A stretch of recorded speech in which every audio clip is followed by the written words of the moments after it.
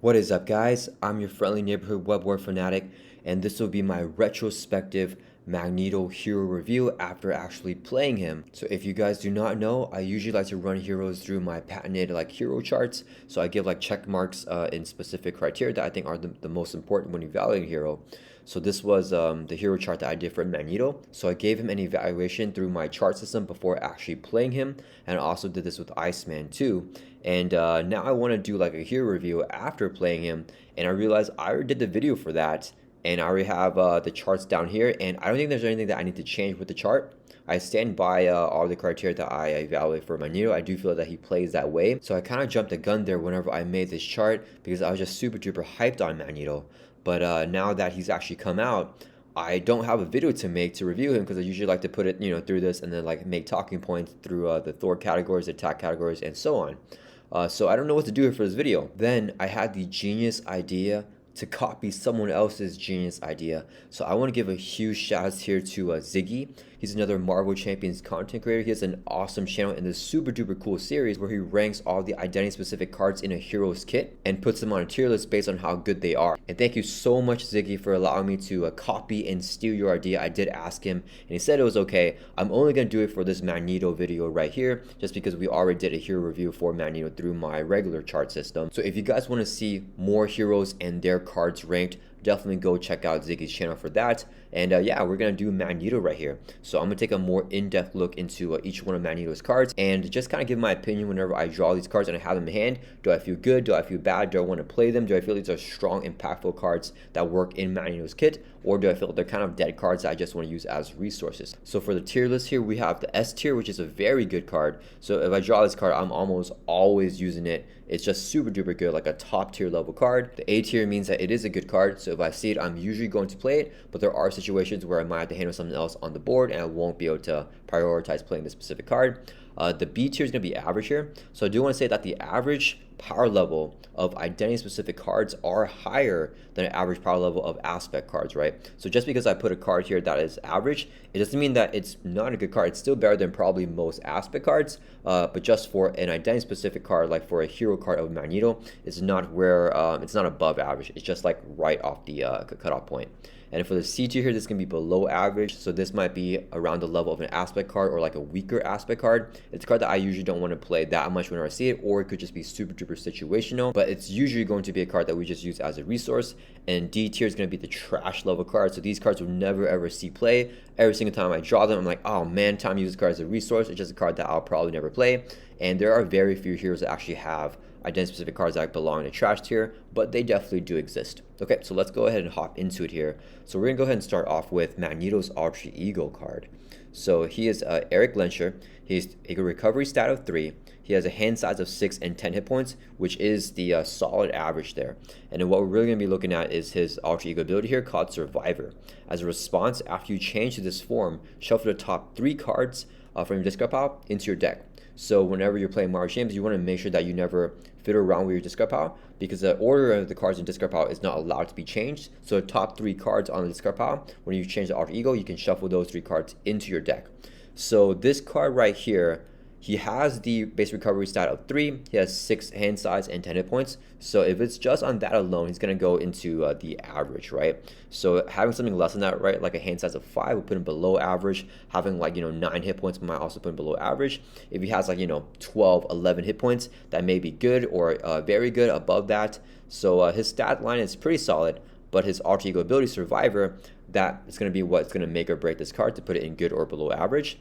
And I do think that it is a decent ability, but there are a lot of other heroes with a lot more powerful abilities. And an example that I like to compare this to is Bishop, the Bishop hero. He has an ability called Temporally Displaced, which is his alter ego ability. When you change to that form, when you change the alter ego with Bishop, you get the response where you can add a temporal card in Bishop's discard pile straight to his hand. So that's a lot more powerful than Survivor here, because not only do you get to choose a specific temporal card, it's just not the top 3 cards in your discard pile. You get to actually look through your entire discard pile and find the specific card you want, but you get it to your hand. So it's +1 to your hand size, and you use it as a resource. Bishop can also grab his double resource. He can grab an ally because they're all temporal. So that's a lot more powerful than Survivor here. So I think that Survivor and Magneto's alter ego, it's solid, but it's very average for a hero. I don't think it's anything that we're like, oh my goodness, it's a really, really good alter ego. It is definitely solid, but not above average. So I think a B tier is a good spot for that. Okay, let's take a look at the Magneto's hero card right here. So the hero side of his identity card, the opposite side of the alter ego that we just looked at.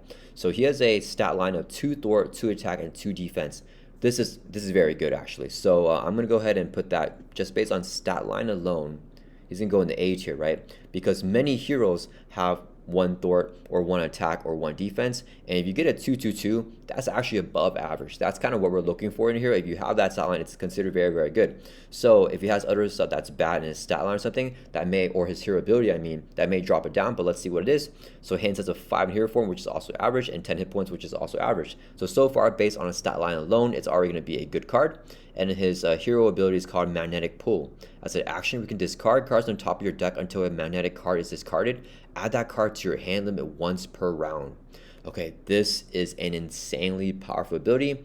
It's kind of like just drawing 1 card, right? So that's super good because you don't need to spend any resources to trigger this effect. You can just start discarding from your deck and then you get that magnetic card, right? And oftentimes it's not going to feel good because you're discarding cards that you really want, but you can help dig for the magnetic cards that you need, right? So if you get like a double resource to your hand, that is huge because you already have 5 cards in your hand, so you get double resource. It's like effectively having 7 resources in your hand.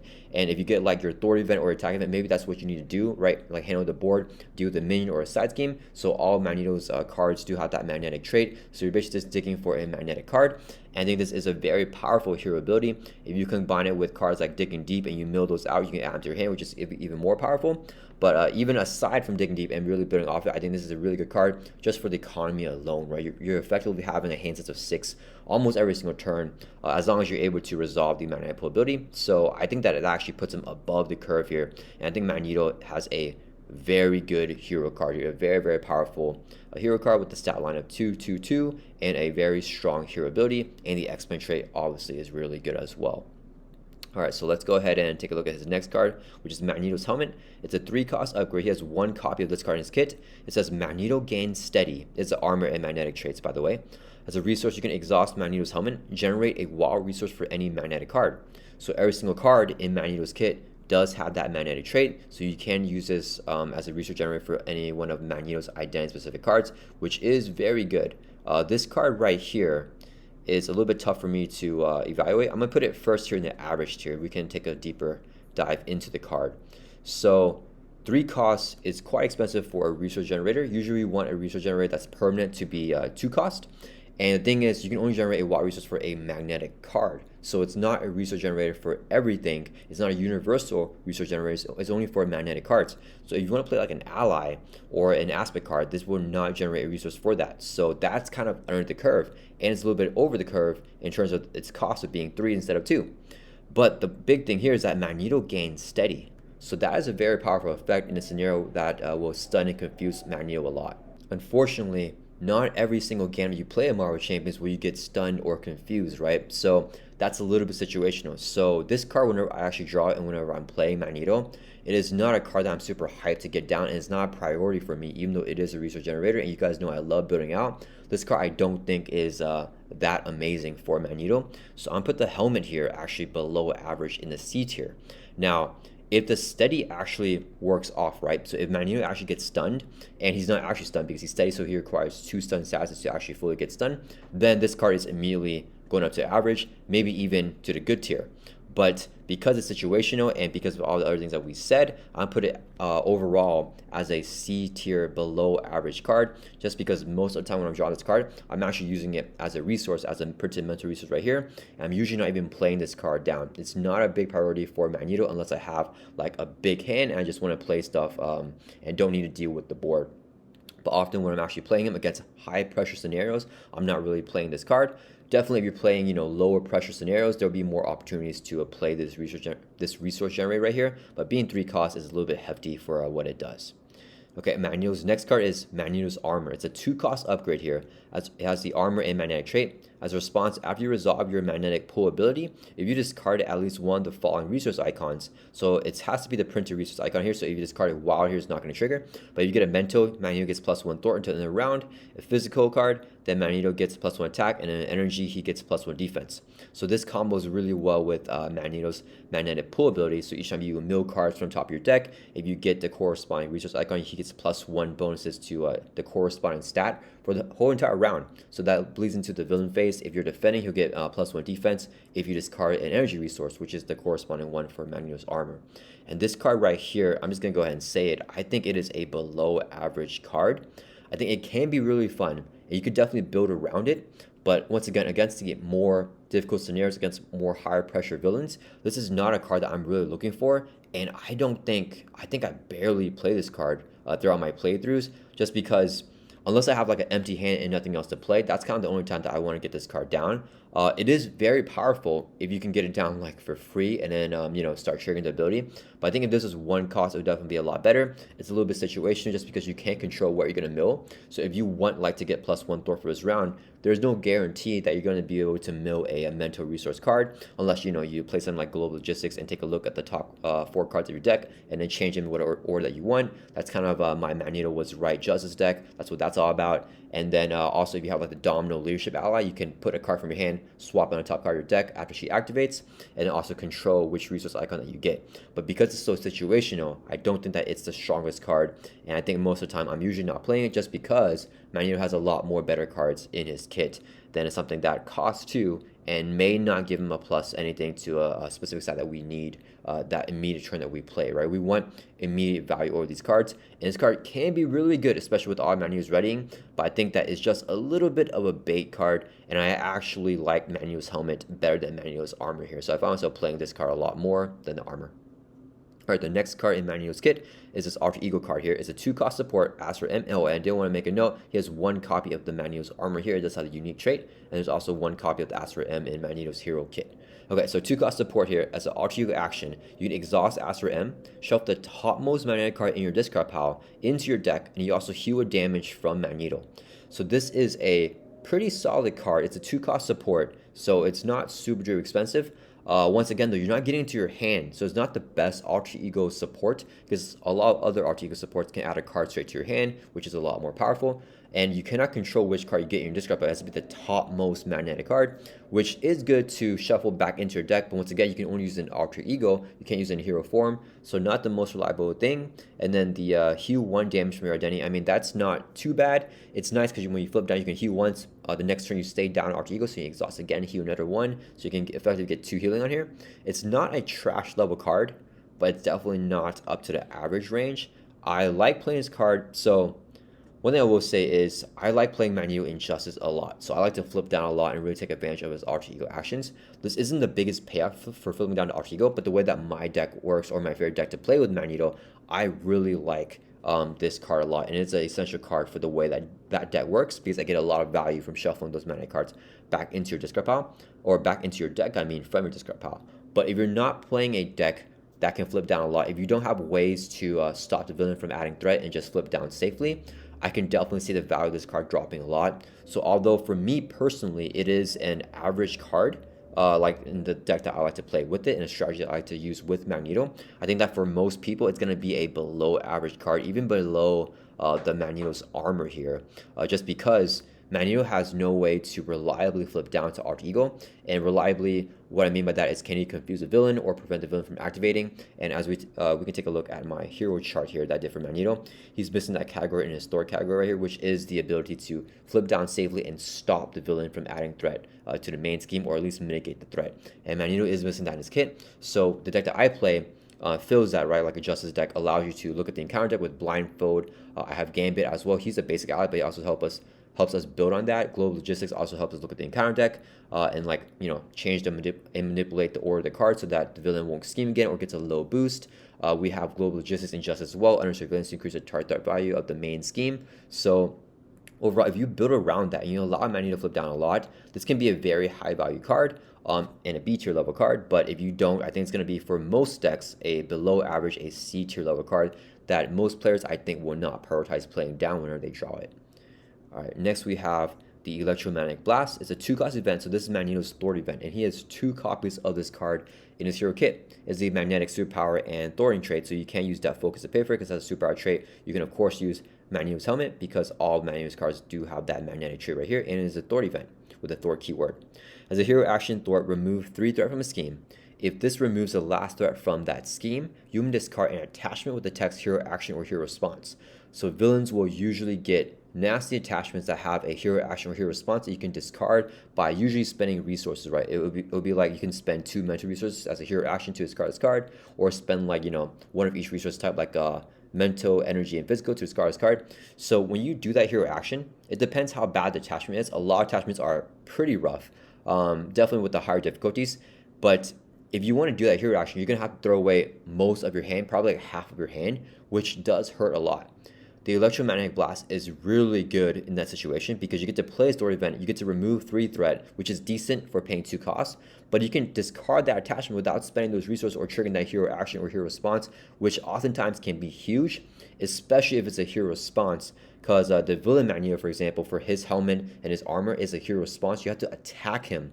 After attacking him, then you can spend one of each resource type to discard that card. So it's pretty annoying because if you have a guardian, you can't attack the villain, so you cannot trigger that hero response. But the Electromagnetic Blast will just take it right away. I think it's very thematic, very fun, very cool.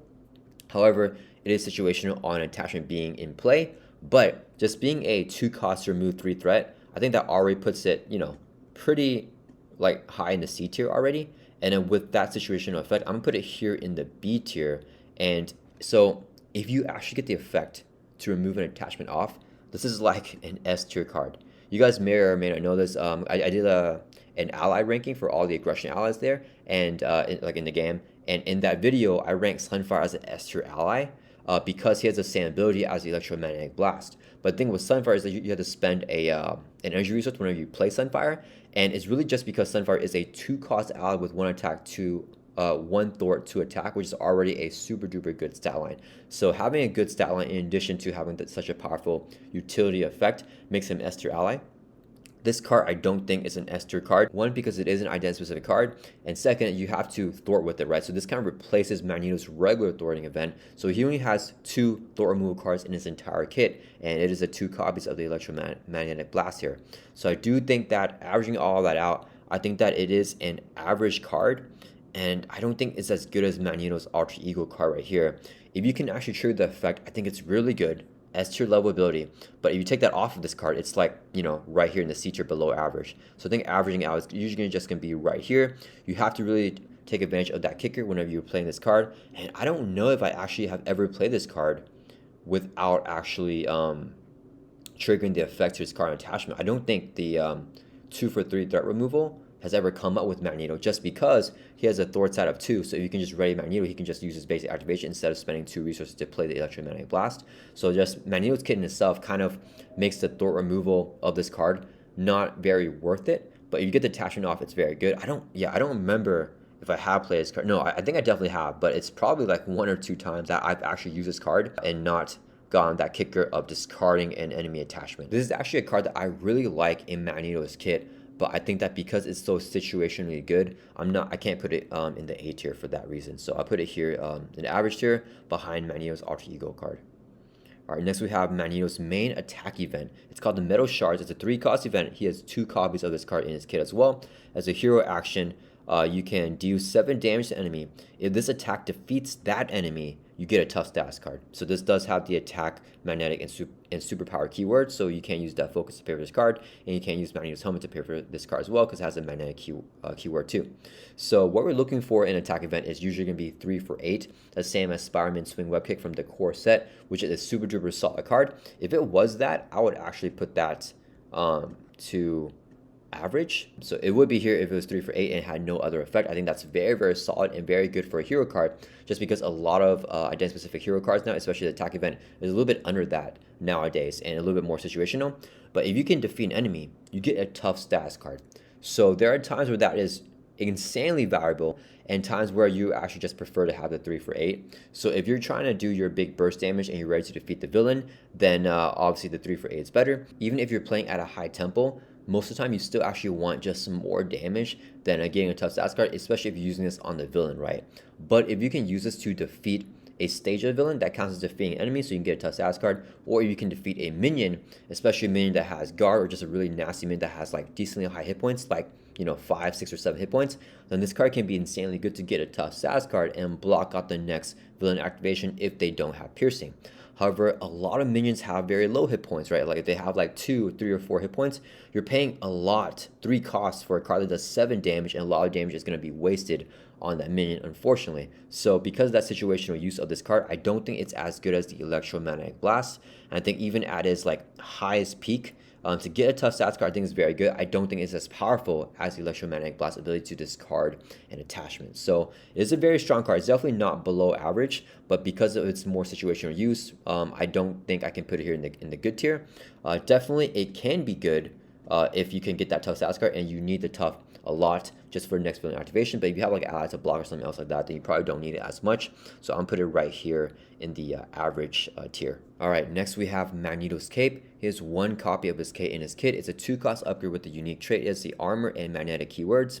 It says here that Magneto gains the aerial trait, and as a response, after you resolve your magnetic pull ability, that's your hero ability on Magneto, you can exhaust Magneto's cape and then ready up Magneto.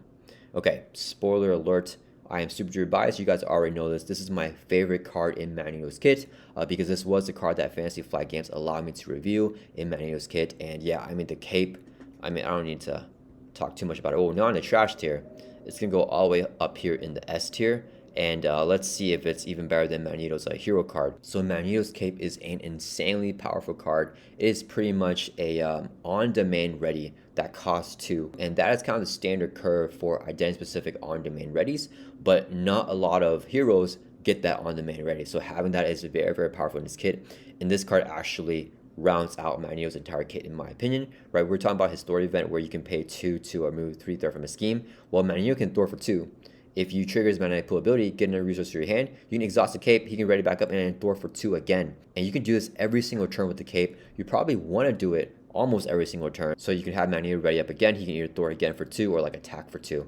This is such a powerful card. It really makes every other card in Magneto's kit flow because he has this reliable on-demand board control card here in his cape. And actually playing Magneto, I don't think that he's the strongest hero in the game. I think that he's one of the strongest heroes in the game. But I think that what he does better than a lot of other heroes is board control. I felt that Magneto, so many readies through Magneto's cape. He can also ready externally through Utopia. Magneto has insane board control. He can deal with side schemes and minions and just nasty stuff on the board, stuff that you need to exhaust your identity for. Magneto is so good at that, and he has probably one of the best board controls in the game, if not the best. And yeah, I mean, my game against Expert Ronin, there's a turn where I had like blindfold, on the table, and there was nothing left that I needed to thwart. So she just stayed there and she didn't need to activate. And I was just like having her sit there just because Magneto completely took control of the entire board. Yeah, he's played the entire game really safe for what I think is the strongest thing about Magneto is his board control. So yeah, the cape is definitely the foundation for that. And I think because of everything I just said, I think this is the best card in Magneto's kit. I think it is an S tier level card, even better than his hero card, and he gains the aerial trait with the cape as well. You can play Dive Bomb or play any other aerial locked card, giving Magneto that aerial trait. I think this is a super duper powerful card. Definitely an S tier level card in Magneto's kit. And yeah, you guys know I'm definitely not biased at all. Alright, next we have the Magnetic Bubble. This is a 3-cost upgrade here. Magneto also has 1 copy of this card in his kit. It is the magnetic and superpower keywords. Magneto gains Retaliate 1 while this upgrade is in play. As a forced interrupt, so you must trigger, there is no option to not trigger if it is in play because it is forced. When you would take any amount of damage, place that damage on this card. Then if there is at least 6 damage here, discard the Magnetic Bubble. So this works exactly the same as the villain Magneto's Magnetic Bubble. Every single time Magneto would take damage, you put it on the card instead. If you have a tough stats card, the tough will take precedence over the bubble, which is really, really nice. So you have a tough stats card that you got from the metal shards here, and the villain attacks you. You take off the tough first, and you don't have to put any damage on the bubble. The Retaliate 1 is also really, really nice, and I think that the highest peak of this card, if you get the full value out of this card, it is definitely a very good card going here in the A tier. However, I think that you really have to build around this card a little bit more. And I think playing in protection, kind of what's necessary to make this card go into the A tier. because protection with the retaliate is very good. If you defeat enemies during the villain phase, you can trigger stuff like Change of Fortune. And if you're defending with Magneto using his basic defense stat, you can mitigate the damage that goes on the bubble, so the identity did not take damage, so you can trigger the kickers off of all those really fun perfect defense cards. However, protection aside, I do think that this is a solid card to give Magneto effectively a +6 hit points. It's going to be momentarily, right? Because you're paying 3 costs, you get this addition to your hit points of 6. Whenever that goes away, then this card goes away as well. And then it's really, really good if if you can block multiple attacks from this card, right? So if a minion hits you for 1, the villain hits you for 3, the next turn the villain hits you for 15, you place all 15 damage on the card, on the bubble, and then there's more than 6, so then you discard, so it's soaked in a lot more damage. So you can get that value out of this card. It's still going to be a good card. I don't think that it's very good just because it goes away after all the damage goes on it, and it might protect you for 1 turn or 2 turns or 3 turns. Also, you can just chump block with the ally. Overkill is going to be a thing where this card comes in the most clutch, because if the villain has overkill, then the ally won't be able to block all the damage. It'll bleed over to Magneto, and then the bubble can prevent all that damage. However, oftentimes whenever I see this card, I just am not in a situation where I need to play it. I feel like this card is more of like if you're in a situation where you have a bunch of resources and nothing else to play, then you play it. Or if you're in a losing situation and you need that extra health. If Magneto is controlling the board and he's doing everything that he needs to do, that's kind of going to take top priority, right? Like if you have a minion engage with you and a side scheme in play, you would rather get rid of the side scheme and spend your hand to deal with the minion than play the magnetic bubble and then let the minion hit you and keep the side scheme around for a little bit longer, right? So most of the time, I find myself actually using this card as a resource, and it's not a big card that I'm prioritizing to play, but it is definitely below average because of the situation you're used to be able to block off overkill damage. So I'm gonna put it here in the average tier, and I don't think it's as good as the other cards. I definitely feel like I play these cards here a lot more than the magnetic bubble. Definitely, if I'm in a deathly situation, this card can save me, but it costs 3, which is really expensive, so it's kind of half your hand, sometimes even your whole hand if it's like really early in the game. So still a solid card. If you can get the situation or use from this card, I think that it's a very good card. A lot of times it ends up being a resource like down here, so I think averaging out, I'll put it here in the B tier as a average level card for Magneto. Okay, next we have the Magnetic Missile, which is a 1-cost event. Actually, let's do the Wrapped in Metal first here, because the Magnetic Missile is kind of linked to the Wrapped in Metal. So Wrapped in Metal here is a 2-cost upgrade. Magneto has 2 copies of this card in his kit. It's a magnetic trait. Hero form only, so you can only play this card in hero form, but it stays in play even if you flip down to Alter Ego.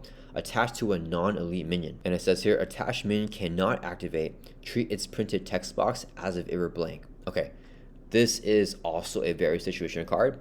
It can be super duper good, right? So at its like peak, and I've definitely played games where I felt that this is an S tier level card, because there's a super nasty minion in play. It's not elite. I attach the Wrapped in Metal to this minion, and if you're playing a scenario like Zola, where you get a lot of nasty minion attachments, and this specifically happened whenever I was playing with the Sauron Marja set. Life Drain is this nasty attachment that goes on a minion and gives them a very powerful effect.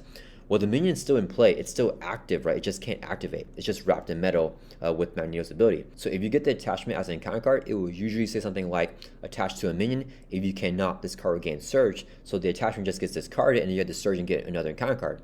What's crazy about Wrapped in Metal is that whenever that minion is in play and you get that attachment, it can still attach to that minion, but it doesn't matter. And I also got nasty minion attachments that say that minion cannot take damage.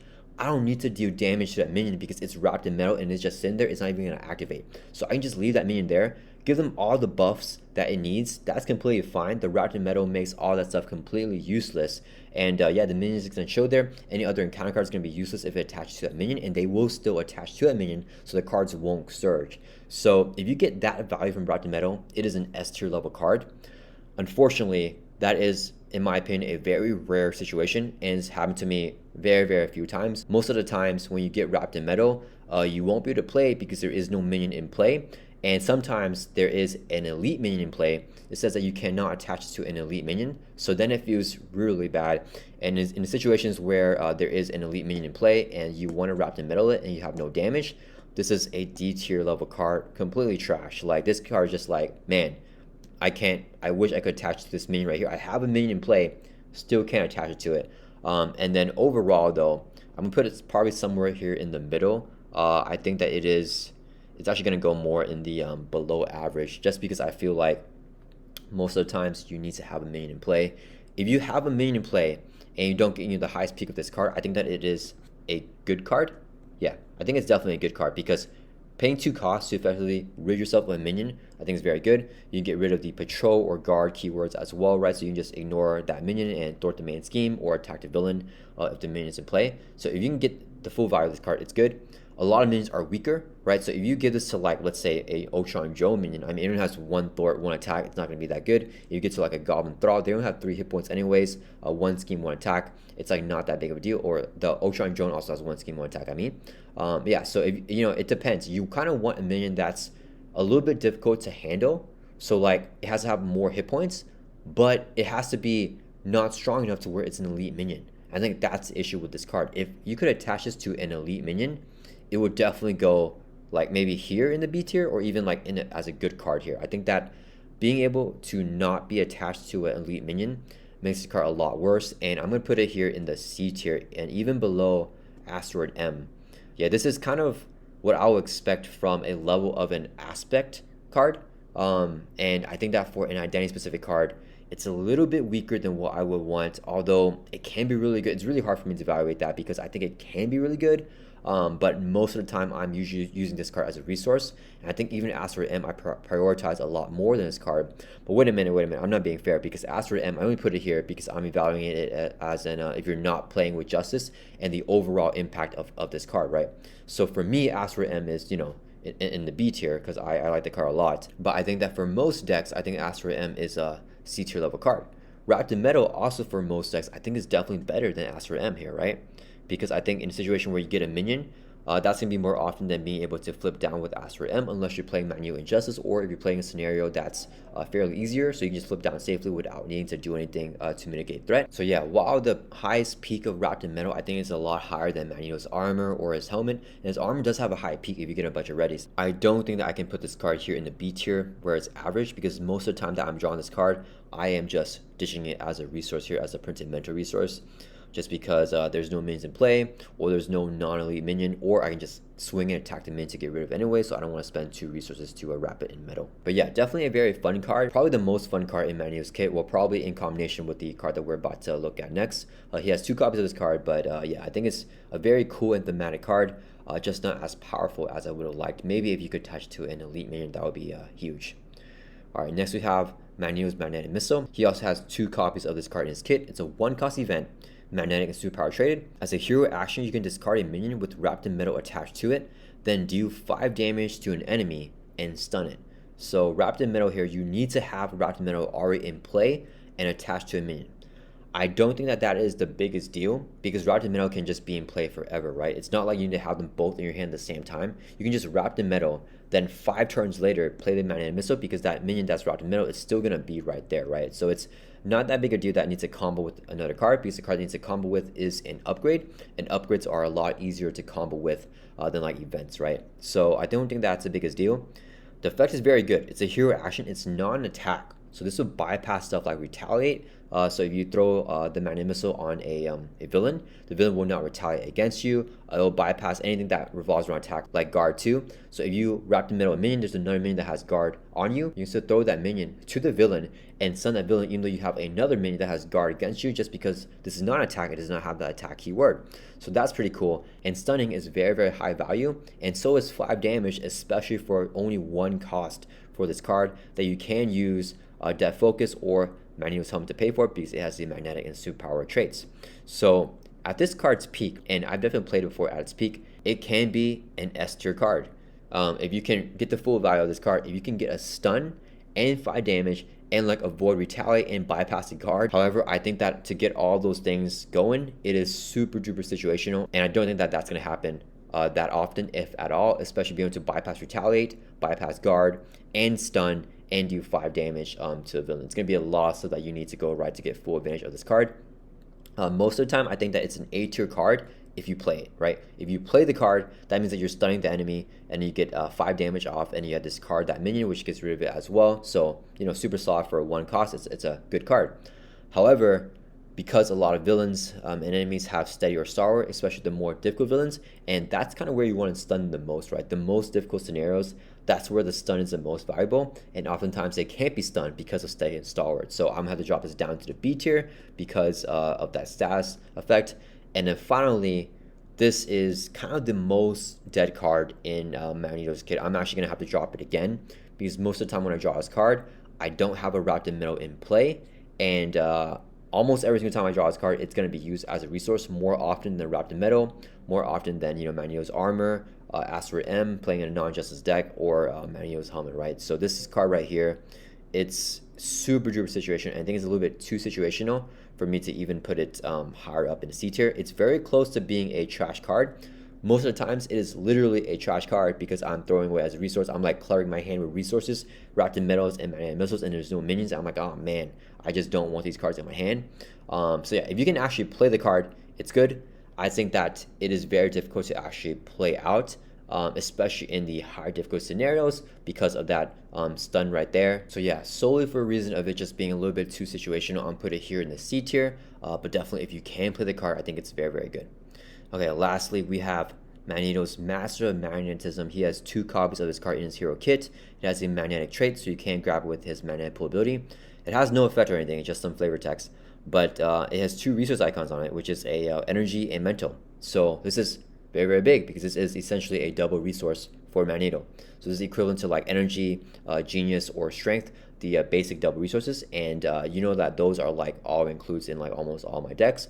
So this is very, very good to have this in your identity specific kit because that means that you have more double resources than just the 3, because they're all max per 1. So you put those 3 in, you can have 2 more copies of this, so 5 double resources that are universal resources that you can pay for anything. So you can pay for identity specific cards, you can pay for aspect cards, anything that you want, right? Very, very good. Definitely goes super duper high up here. And being a double resource, it automatically is going to go here in the S tier, which is a little bit weird because we don't have anything here in the A tier. But yeah, this is a very powerful card. The only thing here is it more powerful than Magneto or his cape? And let's think about that a little bit. So having a double resource, I think a double resource is very valuable. I think that it's not as valuable here because Magneto already is very rich with his hero ability, Magnetic Pull. He can get an extra +1 to his hand every single turn, and he has a lot of dead cards in his kit, like the Wrapped in Metal and the Magnetic Missile. So, and it's happened to me before, where I draw a hand of only Magnetic Missiles, Wrapped in Metals, and doubles here with the Master of Magnetism and the 3 basic doubles. And one thing with this card is that it can be replaced with, like, you know, the Power of Aggression, Power of Justice, those aspect resource cards that can generate 2 resources if you're paying for that corresponding aspect card. It's not as good, obviously. Like, the Master Magnetism is obviously way better than, like, you know, the Power of Leadership, but it can kind of more or less be replaced. And most of the times, I'm running 5 resources in my decks anyways, right? Like the 3 basic doubles and also, you know, the Power of cards. So with the Master of Magnetism in play, I'm actually not running the Power of cards in my deck anymore, which is good because this is a better version of it. But once again, it can more or less be replaced. That being said, it's still an S tier level card because this can pay for identity specific cards and aspect cards, which gives it a lot more utility, a lot more versatility.